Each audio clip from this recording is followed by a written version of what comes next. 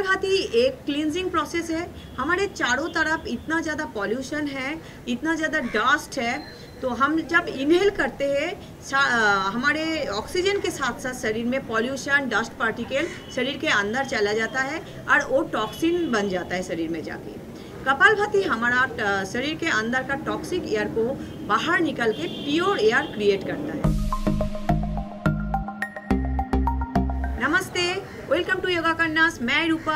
आज मैं आप लोगों को कपालभाति क्रिया करके दिखाऊंगी। कपालभाति को फ्रंटल ब्रेन क्लींजिंग ब्रेथ भी बोला जाता है। आप लोग सोच रहे होंगे कपालभाति को क्रिया क्यों बोल रहा है। कपालभाति कोई प्राणायाम नहीं है, ये एक क्रिया है। हर जगह में जो 60 क्रिया के बारे में वर्णन किया गया है, वो 6 क्रिया में एक क्रिया है कपालभाति क्रिया। हमारे शरीर में 70,000 से ज़्यादा नाड़ियाँ हैं।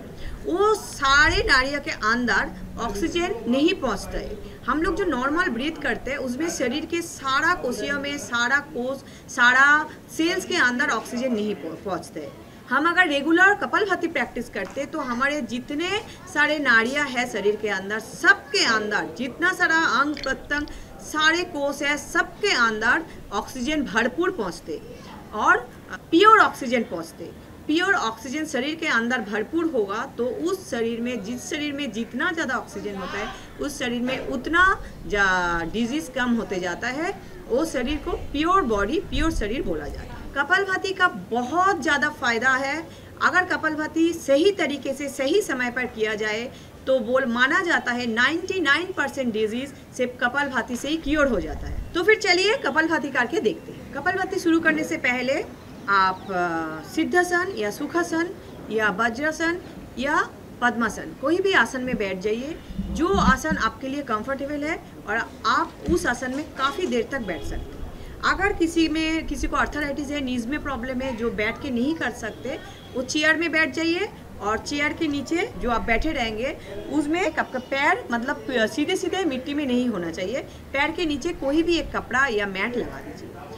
आप जो कोई भी इंसान ऐसा है बहुत ज़्यादा डिजीज़ है, सीधे होकर बैठ भी नहीं सकते, वो सो कर भी धीरे धीरे आराम से कपालभाति कर सकते। बहुत आराम से धीरे धीरे कोई भी योगा गुरु के सामने या योगा टीचर के सामने ही कर सकते। आपका स्पाइन एंड सर हेड एकदम एक लाइन पे रखिए, सीधे होके बैठिए।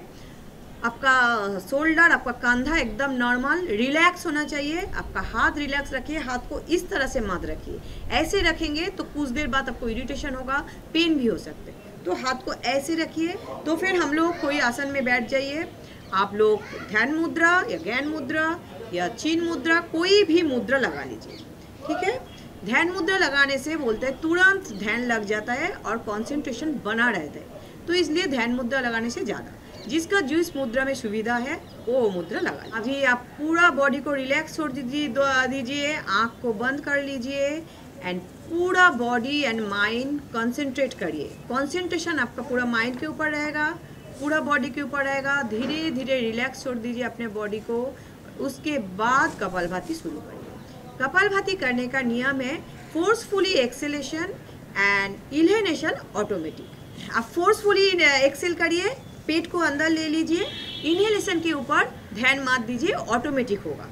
उसमें आपका नज़र बना के रखिए, बट वो ऑटोमेटिक होते रहेगा। कैसे करना है? 3, 4, 5, 6, 7, 8, 9, 10 ऐसे करके आप 10 बार कर सकते हैं। 10 बार रिपीट करिए फर्स्ट राउंड में। आप बिगिनर्स हो तो 10 बार से शुरू करिए, फिर धीरे धीरे उसको 20 बार करिए, 30 बार करिए। धीरे धीरे समय के साथ साथ आप एक बार में 100 बार भी करेंगे तब भी आपको अनकंफर्टेबल फील नहीं होगा। तो चलिए, और एक बात ध्यान रखिए, जैसे ही अपने एक राउंड ख़त्म करिए तो तुरंत आँख मत खोलिए। आँख को बंद करके शांत होके बैठे रहिए। कंसंट्रेट करिए अपने बॉडी के ऊपर, अपने माइंड के ऊपर। कपालभाति करने के टाइम आपके कमर में हल्का पेन हो सकता है, आपका नेक में, तो ये सब अवॉइड करिए। बहुत कोई बड़ी बात नहीं है ये। जैसे ही ख़त्म करेंगे कपालभाति तो तुरंत ठीक हो जाएगा। अगर आपको चक्कर आ रहा है, वॉमिटिंग जैसे फील हो रहा है, तुरंत कपालभाति बंद करिए। डिजीनेस फील हो रहा है तो फिर तुरंत बंद करिए, रिलैक्स होकर बैठ जाइए, फिर धीरे धीरे शुरू करिए। लेकिन ये कंटिन्यू कुछ दिन तक चलते रहे तो आप कोई योगा टीचर के पास जाके परामर्श लीजिए या तो कोई डॉक्टर के पास जाइए। आपके अंदर दूसरा कोई बीमारी हो सकता है जो आपको नहीं पता है। तो चलिए हम लोग सेकेंड राउंड करते हैं।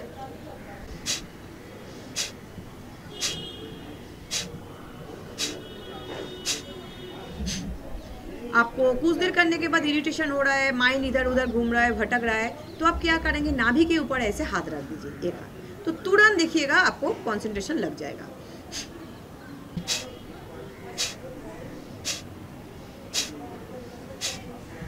आप अपना हाथ भी चेंज कर सकते हो।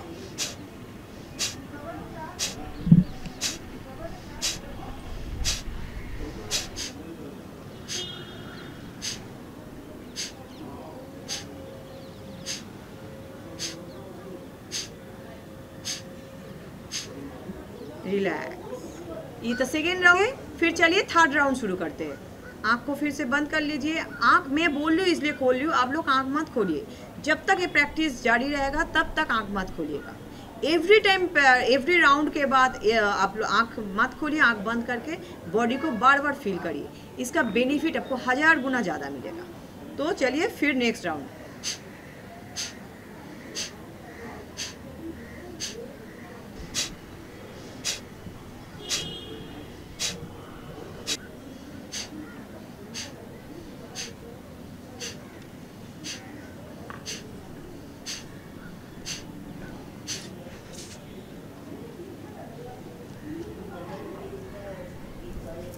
दोनों हाथ को एक साथ ऐसे करके खींच लीजिए। जब तक हाथ ना गर्म हो उसको खींचते रहिए। गर्म होने के बाद दोनों आंखों के ऊपर दीजिए।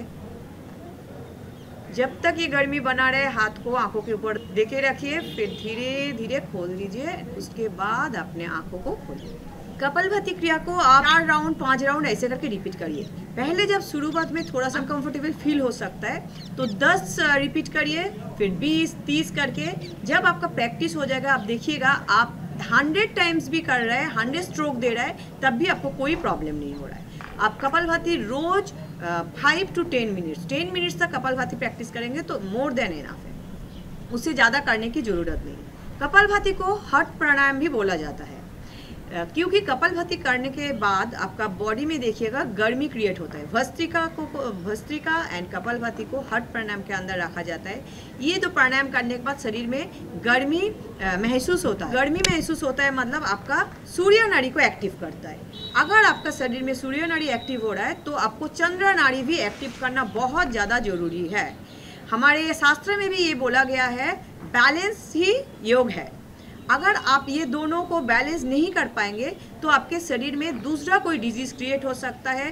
शरीर अगर कंटिन्यू आपका सूर्य नाड़ी एक्टिव रहेगा तो आपको गैस फॉर्म हो सकता है, एसिडिटी हो सकता है, कॉन्स्टिपेशन हो सकता है, पिंपल्स निकल सकते हैं, हेयर फॉल हो सकता है और भी बहुत सारा डिजीजेस क्रिएट हो सकते हैं। तो आपका सबको लगता है कि कपालभाति इतना अच्छा प्राणायाम है तो इसको ही दिन रात करते जाए, नहीं, ये फिर आपका नुकसान करेगा। कपालभाति अगर आप 10 मिनट कर रहे हैं तो 20 मिनट आप अनुलोम विलोम करिए। इसके बाद जो चंद्र नाड़ी को जो एक्टिव करता है ऐसा कोई आपको प्राणायाम करना चाहिए, जैसे अनुलोम विलोम, नाड़ी शोधन, उद्गीत प्राणायाम, भामरी प्राणायाम, बहुत सारा प्राणायाम है, उज्जयी प्राणायाम है। फिर ये सब प्राणायाम करके आप चंद्र नाड़ी को एक्टिव करिए, फिर दोनों को बैलेंस करिए, तभी आपका पूरा हेल्थ बेनिफिट मिलेगा, आपके शरीर में मिरेकल हो सकता है। एक चीज़ ध्यान रखिए, कपालभाति खाली पेट ही करना होगा। सुबह सुबह उठ के सबसे अच्छा प्रैक्टिस है कपालभाति। कपालभाति सुबह करने से अच्छा है। अगर किसी को भी आजकल सारे लेडीज़ काम करता है, ऑफिस जाता है, अगर आपको सुबह बिल्कुल भी टाइम 5 मिनट से 10 मिनट टाइम भी नहीं मिल रहा है तो आप शाम को भी कर सकते। बट शाम को कपालभाति करने से पहले अगर कोई हल्का खाना ले रहे हो आप तो आप 4 से 5 घंटा बाद भी कपालभाति कर सकते हो। अगर कोई हेवी खाना लिया तो कम से कम 5 से 6 घंटा बाद ही आप कपालभाति कर सकते हो। अदरवाइज आपके लिए ये बहुत खतरनाक भी हो सकता है। अगर आप पेट नहीं खा लिए तो शाम को मत प्रैक्टिस करिए, ये सिर्फ सुबह ही करिए। लोहर जैसे धोगनी को इस्तेमाल करके लोहे को गलाता है। हमारे कपालभाति भी हमारे शरीर के अंदर ऐसे ही काम करता है, करके हमारे शरीर के अंदर जो डिजीज है ऐसे खत्म करता है। कपालभाति का लंग्स पर सफाई का प्रभाव पड़ता है, रेस्पिरेटरी सिस्टम के लिए बहुत फायदेमंद है, आपके रेस्पिरेटरी सिस्टम को बहुत स्ट्रॉन्ग बनाता है। ये क्रिया हमारे नर्वस सिस्टम को बैलेंस करके स्ट्रॉन्ग बनाता है और हमारे डाइजेस्टिव सिस्टम को टोन कर रखता है। कपालभाति हमारे माइंड को एनर्जाइज करके मेंटल बैलेंस को ठीक रखता है और हमारे स्लीपीनेस को दूर करता है। अगर किसी को हार्ट डिजीज है, एपिलेप्सी है, हार्निया है, स्ट्रोक आया हुआ है, गैस्ट्रिक अल्सर है, वर्टिगो है, कोई प्रेग्नेंट वुमेन है तो कपालभाति नहीं कर सकते। अगर किसी को हाई ब्लड प्रेशर है तो भी वो कपालभाति अवॉइड करे तो अच्छा है। और अगर कंडीशन क्या है हाई ब्लड प्रेशर का उसके ऊपर डिपेंड कर रहे हैं आप कर सकते हो कि नहीं, तो इसलिए कोई योगा टीचर के सामने जाके ही परामर्श से ही आप प्रैक्टिस करिए। नेक्स्ट मंथ से मेरा ऑनलाइन योगा ट्यूटोरियल क्लास चालू होने जा रहा है। अगर आप इंटरेस्टेड है तो ये पूरा फ्री क्लास है। अगर आप इंटरेस्टेड है तो जल्दी मेरे चैनल में आके सब्सक्राइब करिए और सबके पास ये पहुँचे, लाइक शेयर जरूर करिए कि आपके जैसे सबको ये सुविधा मिले। अगर ये वीडियो आपको अच्छा लगे तो प्लीज़ लाइक शेयर करना मत भूलिए। आज के लिए इतना ही। Thank you so much. धन्यवाद।